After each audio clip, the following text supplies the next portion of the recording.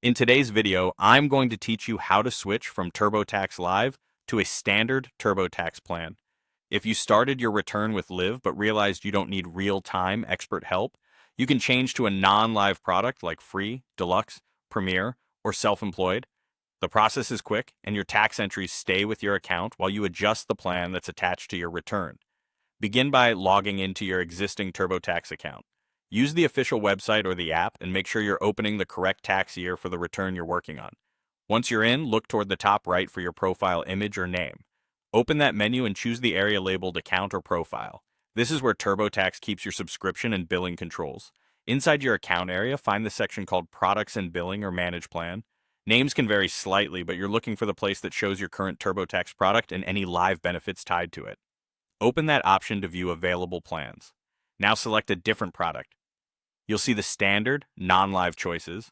Pick the one that fits the forms and features you need. Free for simple returns, Deluxe for deductions and credits, Premier for investments and rental income, or Self-Employed for business and contractor income. You're only changing the service level, not deleting your work. Before you confirm, scan the summary so you understand the current price for the tier you choose. If you've already connected with a live expert or turned on live specific features, TurboTax may prompt you to confirm that you're removing those benefits. This usually means you'll no longer have on-demand expert guidance or a final review by a live expert. Read the notice carefully, then confirm to proceed if that's what you want. After you accept, the system applies the change to your return. When the switch finishes, you should see your return reopen with the new plan in place. The Live label or expert badge will be gone, and you can continue preparing, reviewing, and filing as usual. Save your progress and continue through the interview just like before. If anything looks off, revisit the Products and Billing or Manage Plan page and make sure the correct non-live product is selected.